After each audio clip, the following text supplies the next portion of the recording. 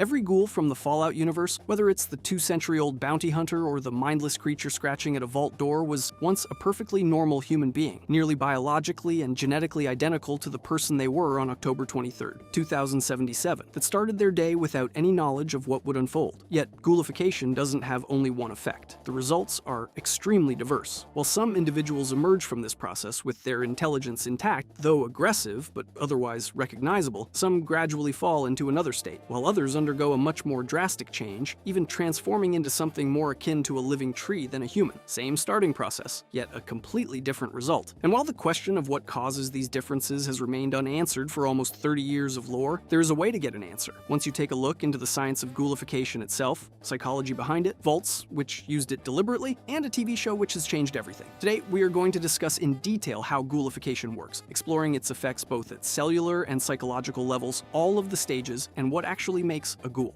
The spectrum. There is not a single result that arises out of ghoulification. Rather, there is a spectrum ranging from the 200-year-old fully functional ghoul to a man who quite literally became a tree. That man is known in the wastes as Harold, rooted in such a way as to form his body, covered in bark, while a full tree grows directly out of his head that has been given the name Bob by him, once just a sapling sprouting out of a crack in his skull, yet still conscious and able to communicate beneath all that. Harold has experienced the most extreme stage there is, the most shocking case that there is no boundaries to how far the process of ghoulification can go. Harold's transformation makes it obvious that there are no limits that biology places on it, but rather an ever-extending boundary to what it can produce. Harold, however, is the horrifying exception. But what are the less monstrous mutations that can occur? An example of that would be Cooper Howard, star of the Fallout TV show, former Marine, former Hollywood star, exposed to radiation after the nuclear explosions in California on October 23, 2077, yet walking around 200 years later. Cunning, lethal, determined. This is stage 1. Transformation accomplished, brain working, individual remaining largely recognizable. And then we have Roy Phillips, a ghoul in Fallout 3 that resides in the sewers under Tenpenny Tower and watches himself fall, gradually losing agency over his own mind. Sees the exact same phenomenon occurring in all of the ghouls around him with complete clarity as to what is taking place. Roy is stage 2, the transformation into something known as ferocious necrotic posthuman, or as everyone else refers to it as feral. The feral stage does not require much explanation, as the name implies. Gone is the human that used to exist. This would be the third stage in the ghoulification process. The feral point, known by the player by the sight of all those things walking through every single metro passage and destroyed buildings in the wastelands as enemies that attack you on sight. Gone is the human that used to exist, but how does it really happen? What decides whether a person will retain themselves through all else despite their new appearance, slowly losing themselves until they are nothing more than a mindless feral living in a sewage pipe, or even the bizarre metamorphosis into a tree? The explanation involves biology, psychology, a vault intentionally left open, and a TV show that redefined what being a ghoul can mean. The war that destroyed physics. In order to define ghoulification, one needs first to realize how the bombings were performed. In Fallout, unlike any other textbook, the effects of the bomb turned out to be quite different than anticipated. The scale of the detonations in 2077 was so catastrophic that instead of just blowing up buildings, it changed the very nature of the world and did so irrevocably on a chemical level. The radiation itself did not decay the way any pre-war scientist had predicted, and the huge amount of energy released through detonation resulted in a cocktail of chemicals that the old physics simply had no language for. The soil took it all in, polluting all water sources, spreading to the ecosystem, corrupting all flora and fauna that comprised it. In our reality, there aren't too many mysteries surrounding the effects of radiation. It breaks down cellular processes, breaks DNA strands, prevents proper replication, and ultimately the breakdown of the organism itself. Massive doses lead to immediate results. Lower, more persistent doses cause similar consequences over years and decades. In either case, the end result is cellular death, the manifestation of cancer, organ failure, immune system shutdown, and eventually an agonizing death. It's what the bombs from the Great War caused for most of those lucky enough to survive the initial blasts, which is why most of the population perished during and after the apocalypse. The standard death from exposure to radioactive material that was promised by physics. The overwhelming majority of those unfortunate enough to be exposed to such high levels of contamination ended up dead shortly after, without any room for redemption. Only a very tiny proportion of people were subjected to another form of experience, a different form of exposure, perhaps genetic markers that made certain people uniquely responsive to certain FEV-contaminated places pieces or prolonged radiation exposure caused their cells to undergo unique reactions unknown before, but their cells did not cease replicating. Instead, they adapted themselves into a new cycle of replication and continued, only differently now. Their bodies had entered an unending cycle of decomposition and repair, where their body tissues would be constantly torn down as much as they were recreated in some form, and where neither process won any clear advantage over the other. That's stage 0, decomposition. Their skin cells died off, but were replaced by something even more hardy than themselves, something almost like a callus spread across bone tissue rather than a living tissue. Their nose cartilage disintegrated, their hair follicles ceased functioning, their eyes changed structure, somehow developing the characteristic glowing yellow color common to most ghouls, without anyone ever figuring out quite how, all of which means that the end result is a walking corpse that somehow refuses to finish dying. And yet, for some reason, it works. Somehow, through some unknown process, the biological and metabolic functions continue. Blood continues flowing to the brain, consciousness persists, and the affected person wakes up, looks at the mirror, and has the worst morning of their life, but keeps on living. This is ghoulification in stage 0, the gradual change, the impossible survival. Vault 12, the gradual decay. One of Vault-Tec's most twisted and barbaric experiments can provide us with a good look at how ghouls really became ghouls and came to be in the wasteland. Vault 12, which later became known as Necropolis, was located in Bakersfield, California. It was a big underground vault, a Vault-Tec standard,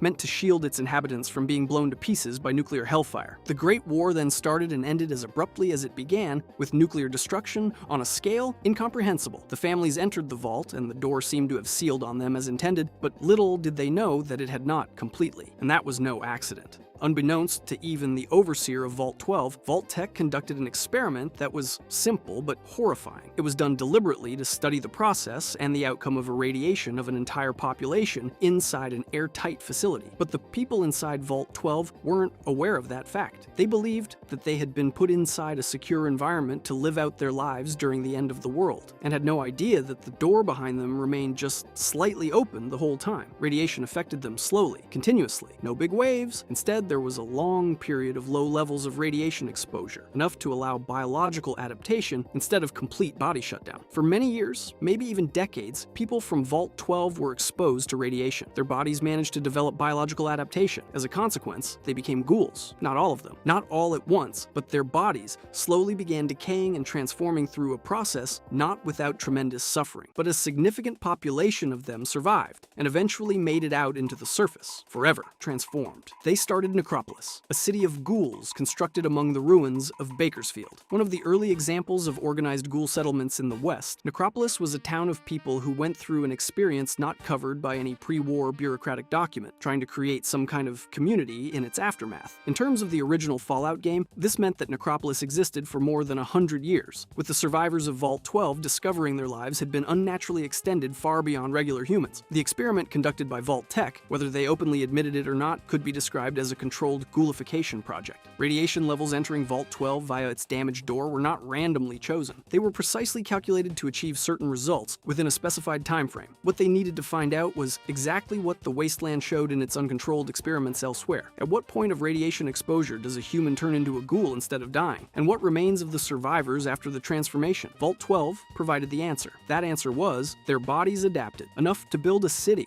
enough intelligence to lead, and enough to recall mostly every detail of their former lives. Enough sense of self to be angry at the injustice that was done to them by those who finally understood what Vault-Tec had done. The breach was the test. The ghouls were the result. Necropolis was what happened to the results. When the scientists weren't watching, the feral question: what is the crucial element between being functional ghouls that can build civilizations like those of Necropolis and feral ghouls? This is precisely what the series continually circles around, unable to provide a definitive answer, and that's perhaps on purpose, since in-universe even those who've had years of experience studying ghouls can't provide a definitive explanation. Ghouls have been extensively studied across the wastes by the likes of the Brotherhood of Steel, the Followers of the Apocalypse, and even individual researchers like Moira Brown at Megaton. None of them have reached an absolute conclusion as to why certain ghouls behave the way some become feral while others don't. All that remains is an assortment of data points, patterns, and theories, along with one very disquieting theory that the game hints at but refuses to outright state. The trend that becomes evident is this. A ghoul turning feral happens most often in situations where there is long-term exposure to radiation, as well as social isolation and lack of cognitive engagement. A ghoul that interacts with other individuals in any way, a ghoul that has frequent conversations with others, makes decisions, and has something to retain their focus, is much less likely to devolve into a feral state compared to one left in solitude in a cellar or a ruined building. If the ghoul is in an environment that constantly exposes it to high levels of radiation, and if they can neither get away from there nor receive help of any kind, the deterioration will happen faster. It seems obvious that hope and a drive towards some goal to achieve, some task to perform, somebody or something they hate, or some obligations to fulfill makes them stay mentally sound far longer than the one that doesn't. Thus, the process of feral transformation is both biological and cognitive in its nature. Since not only does the brain have to deal with all the biological stress associated with radiation, the structure of the brain seems to be changed by the stimuli it encounters. Take the ghouls that inhabit Rivet City from Fallout 3 as a case study. Rivet City is an enormous former aircraft carrier repurposed into a community built on the banks of the Potomac River, and among its residents are a few ghouls who coexist and interact with the human community. These ghouls, being engaged with others in trade, discourse, labor, and social interaction, are mentally acute. Despite having existed for over a century and a half in many cases, they remain quite clearly and distinctly themselves, remaining cognizant, engaging in debates, and being bored in the way only a person can be bored when they possess a fully formed mind. Contrast this with the feral ghouls that roam the ruined remains of Washington, D.C., inhabiting the underground tunnels of the metro, fallen skyscrapers, and ruined parking garages of once great America. These ghouls, separated from any sort of contact with other human beings in heavily irradiated ruins for 2 centuries or so, have had nothing left to do for all that time but think about nothing. They have gone nowhere, solved nothing, discussed nothing, and had no one or anything to resist the constant onslaught of radiation to their minds, and it's completely incomparable. There's no comparison between the DC downtown ferals and the Rivet City ghouls. They might as well belong to 2 entirely separate branches of evolution. But the only major distinction that separates them, aside from the geography of their existence, is whatever mental stimulation they were required to undergo over the course of 200 years. That's the question of the ferals. That's how ghoulification proceeds if the environmental circumstances are not right. The show brought one thing to the debate about ghoulification and feral ghouls that neither of the games ever considered, and it is relevant when considering the case of Cooper Howard and the ghouls' survival as a whole. During both seasons, Cooper is depicted using yellow-colored liquid from small vials either by inhalation or injection. This does not cure ghoulification. It does not undo the physical changes in appearance of a ghoul or make it look like it looked before the ghoulification process occurred. Rather, what it does is prevent the neurological degeneration which would otherwise make it turn feral. Should he go without the injections, Cooper will go feral, quickly. According to Season 2, the time span for him doing so appears to be only about 6 to 12 hours after the last shot, as indicated in the episode where he is seen impaled on the pole near Atomic Wrangler Casino in Freeside, convulsing and growling after that amount of time passed without him getting a new dose. And in order to remain sane enough to recognize himself, he needs to continuously repeat his name and other information out loud, confirming how ghouls need a sound mind, clear identity and objectives to stay sane. This entirely changes the perception of how he and other ghouls survive. The 200 years of ghoul that he had been, in a sense, the functional and purposeful kind of ghoul that he had been described as throughout his life, until now, it all happened while he had this incredibly costly and difficult to obtain chemical addiction to contend with at all times. The vials are not easy to come by. There are the organ harvesters in the Los Angeles region,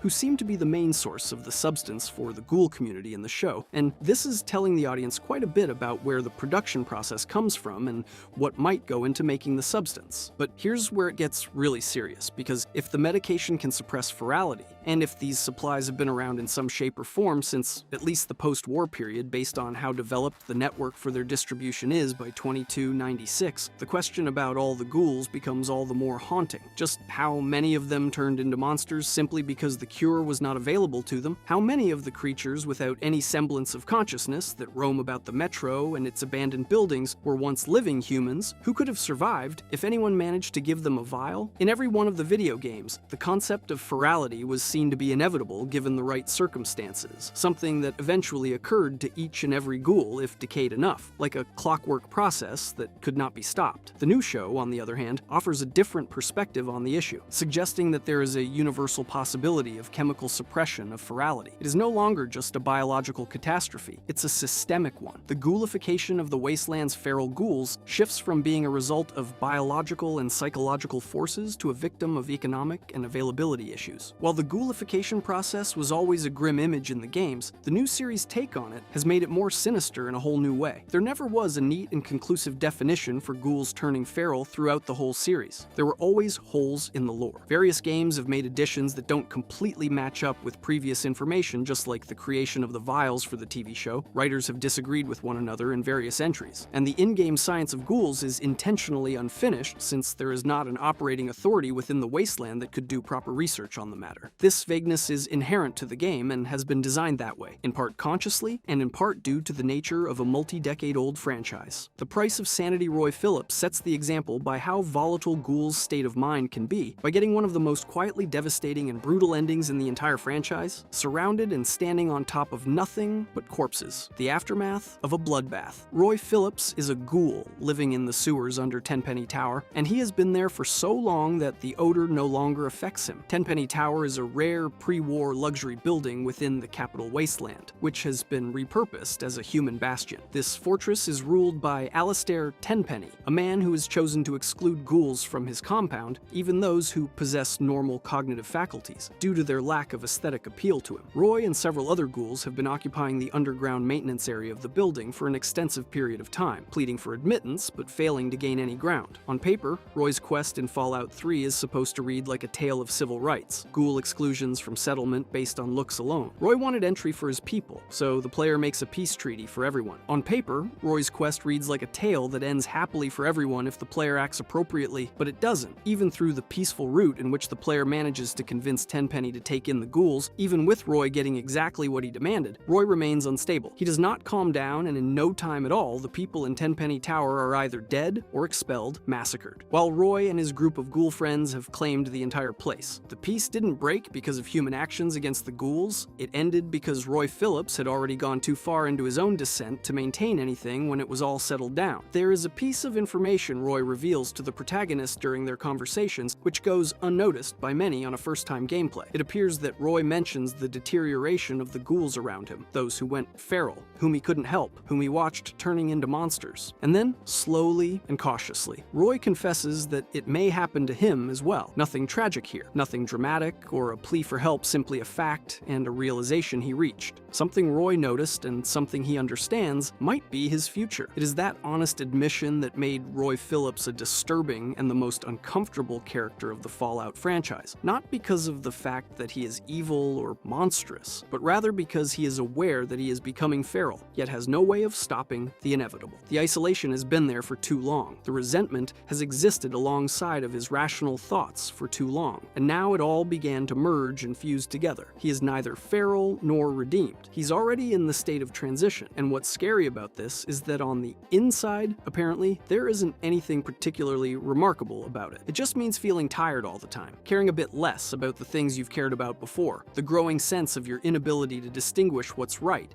and what you want to do growing slightly less as time passes by. Roy Phillips is in the process of becoming the feral ghoul that the franchise tends to skip ahead to. They want the functional ghoul. They want the feral ghoul, but he's not neither yet, possibly never either, but most definitely both soon. The game leaves you with that feeling without an option to resolve it. Nothing but fate can be changed, and the next ghoul knows this all too well. The weight of outliving everyone. While Roy Phillips represents the fate of those who never manage to establish themselves in a place where they can feel safe and grounded, Raul Tejada from Fallout New Vegas represents the fate of one who found such a place and saw it ripped away from him, repeatedly, and over the span of centuries. Raul was ghoulified during the nuclear holocaust in 2077. At that time, he was already an adult male with a past and friends and family, and his ghoulification didn't erase that history for him. He remembers it clearly, as he has been able to ruminate on it and think back on it from multiple angles for about 200 years now. He has spent 200 years reconciling with some things while discovering others that deserve grief, because grief in the wasteland has more than enough fuel to keep going forever. Over time, he became a gunslinger, an extremely good one too. Not because he had to be, simply because staying alive in the wasteland for 200 years with the face of a ghoul without any political clout demanded nothing less. He became quick, he became efficient. He stopped considering the firearm to be a weapon and began to view it as a language, the only dialect understood by the wasteland. But finally, he grew tired. When the courier finds Raul locked inside a radio tower power in the Mojave, the old ghoul is not reverting to his feral instincts. His intellect is wholly intact. His skills still remain intact too. To me, he remains one of the best companions in the game. Yet he has become tired. He has made his calculations and realized that there is a point where the wasteland will take away everything from you, even the desire to fight back against your foes. Raoul's questline, Old School Ghoul, deals with whether this feeling can be sustainable for an extended period of time. That is, whether a ghoul is capable of retaining his or her mental sanity despite lack of purpose, or if that corner and those idle moments are simply a slower manifestation of what Roy Phillips was going through in the tunnels. Raoul's response depends completely on what the gamer chooses to do, and that response will ultimately be correct, because no one knows the point at which that rest turns into something else. What Raoul could come to represent is Cooper Howard after losing more, or what Cooper is going to look like once he has exhausted all his options and lost all hope of reuniting with his family, that being his core goal. However, the longevity provided by Ghoulification does not come at no cost. It comes with the expectation of continuously looking for reasons to justify it. The brightest leader. What if I told you that ghouls could glow in the dark, being so irradiated that merely standing near them for a short period of time could burn your skin off all the way to the bone? Those are the glowing ones. Ghouls that were exposed to such massive amounts of radiation during their transformation process that they emit a vivid green bioluminescence,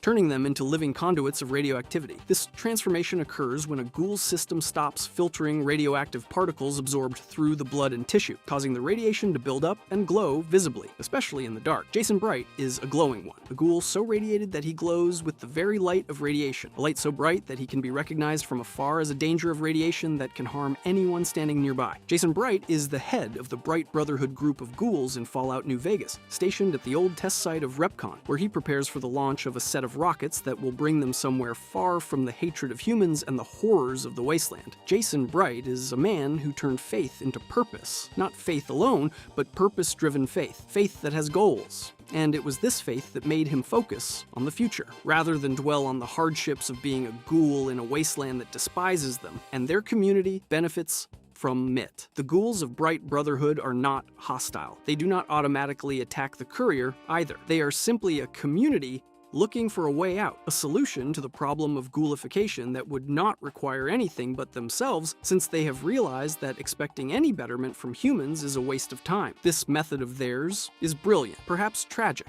and quite poetic, and it does work. Or rather, almost worked, if the player gives them a helping hand. This is where the character of Jason Bright makes the discussion of ghoulification interesting. He is a glowing one, and glowing ones are the ghouls who have absorbed so much radiation from their surroundings that they are now emitting radiation themselves. In other words, they have moved beyond normal ghoulification and cannot contain all that radiation anymore. However, Jason Bright is entirely mentally coherent. He is a man who thinks deeply, communicates clearly, is genuinely and carefully spiritual, and appears to be wholly capable of handling his cognitive capacities. This makes him far more competent, and indeed, more consciously calm than was Roy Phillips at a lower radiation level. This shows that the theory of higher radiation equals more feral state is not necessarily true. Jason Bright is an anomaly to this hypothesis. He is a glowing being, and thus, his radiation levels far exceed those of the norm and is perfectly fine. Perhaps he can even be called serenely composed. Here, once again, lies the core of the difference between the two. Jason Bright has something that makes him get out of bed and continue living day after day. He has people to answer to. He has responsibilities and goals that are sufficiently concrete for him to move forward, but at the same time, important enough to motivate him to do so. There are certainly some good points about the glowing ones. While many of the glowing ones the player comes across are in fact feral, and some of the most dangerous of the feral ghouls, due to the radiation signature they possess and the fear this generates, causing them to be cast out, avoided, and left by themselves. Jason Bright avoided such an end because he was able to find others before the process of isolation could fully take place. The difference between the two groups of mutants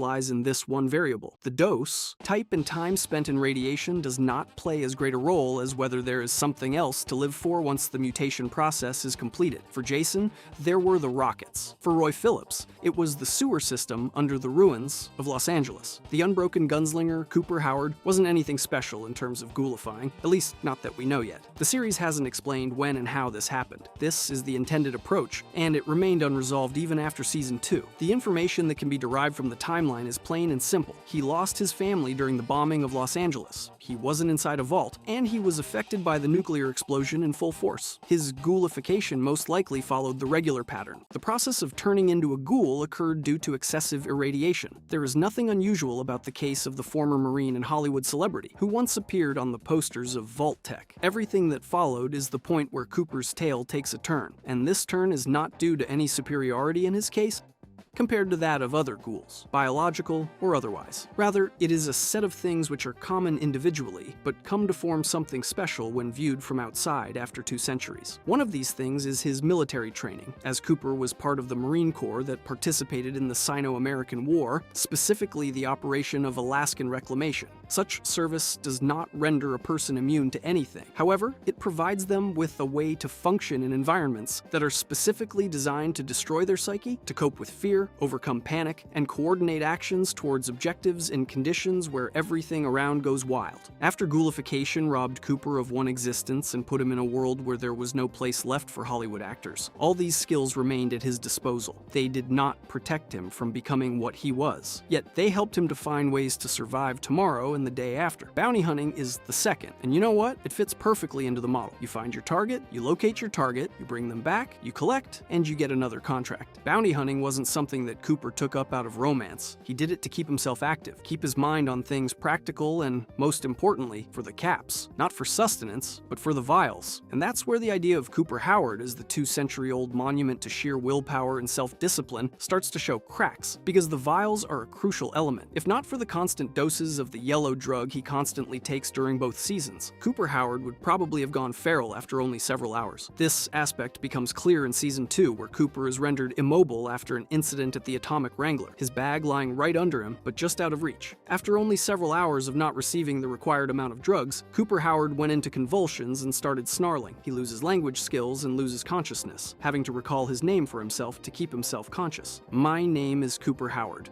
I have a daughter, her name is Janie. She's alive. He needs to keep repeating his name and remembering his family as a way to recall his true objective of reuniting with them, as his body tries to push him somewhere from which he can't get back. That rescue brings into play an element that puts not only Cooper's survival, but the whole biology of ghouls in the series in a different light. A mysterious super mutant drags Cooper to a church, supports him, and forces a large piece of green radiation emitting uranium into the very spot where the pole had injured Cooper in his abdomen, and the injury starts healing. In other words, we see on screen, as literally and vividly as possible, what has previously been described in the game texts without being proving this directly. Radiation does not only help ghouls withstand it, it is the power that drives their biology. The healing process that makes the life of ghouls possible, that allows their body parts to regenerate, their injuries to recover, and their organisms to survive for centuries under the constant attacks of time and decay, relies on the radiation they endure. It is the fuel for their healing process,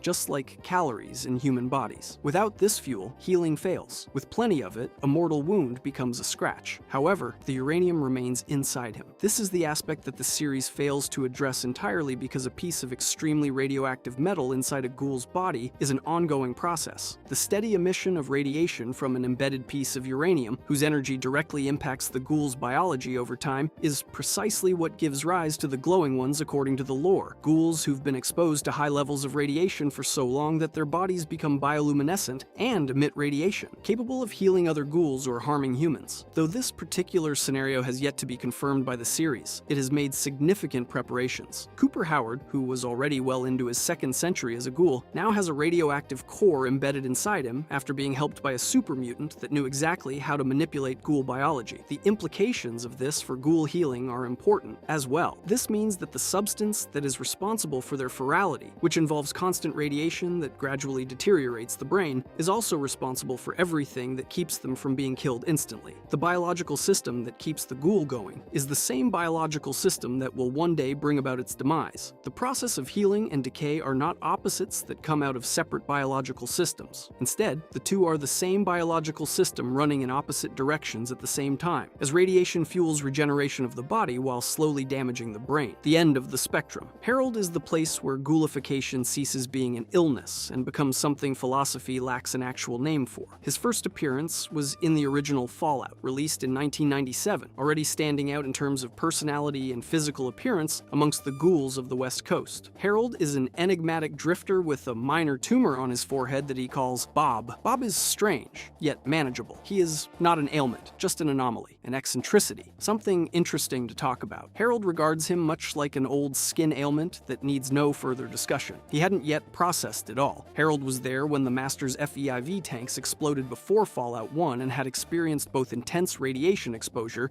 and a concentrated dose of forced evolutionary virus. This process didn't do what ghoulification usually does. It keeps evolving. Ghoulification hits a certain level and then just stops. It reaches a new point of homeostasis and stays there in a hideous and eternal state of being. Harold's case never stopped. Bob becomes a twig. The twig grows into a branch. In Fallout 2, this branch has grown into a tree sprouting right out of Harold's head. But by Fallout 3, when the player meets him in the secret grove of the capital wasteland known as the Oasis, Harold is blended in with Bob's roots. Surrounding him, Oasis flourishes the real, incredible vegetation growing outwards from Harold's root system in all directions, the richest soil for miles around in an expanse of lifeless land. The children of the Oasis, a religion of people who worship plants, have formed around him, treating him as a deity representing rebirth and fertility. Harold despises all of this. He is capable of speaking. He still has thoughts. He can remember how the food used to taste back then, how things looked before everything happened. And his humor has an entirely specific quality of somebody who had been through too much for too long and knows that nobody surrounding him understands what he means. However, Harold does not wish to be worshipped. He wishes to die. Harold has been wishing to die for a very long time. Not necessarily because of despair, but more of the reasonable and practical belief that it has been enough. He pleads with the player to kill him by lighting the tree up and to put an end to his suffering. The children will not let him do this, as the regeneration is much faster than normal. There is no escape left to him, and perhaps this is one of the most Harold things about him. Harold is the answer to the question that never came up when people marveled at how anyone was able to survive after the bombings. What happens if surviving becomes a never-ending process that continues even beyond the physicality and the identity of the person? It is not a tale of horror, but a failed negotiation, the bargain between a man and his biological fate. The latter won the war so thoroughly that the man remained trapped inside, speaking, recalling, waiting, sprouting into the ground bit by bit. And there you have it. Ghoulification. Mutations in the cells that allows a body to live but quietly strikes, deals with everything else. The mind, the self, the will to be the person they were before the end of the world. Some come out on top with their brains in perfect condition and their sense of purpose unharmed. Some slip into the dark knowing what's coming and unable to stop it. Some revert to primal instincts inside an abandoned skyscraper without any eyes upon them, erasing the past 2 centuries from their minds. And then there's the one who became a tree and continues talking. And in its own way,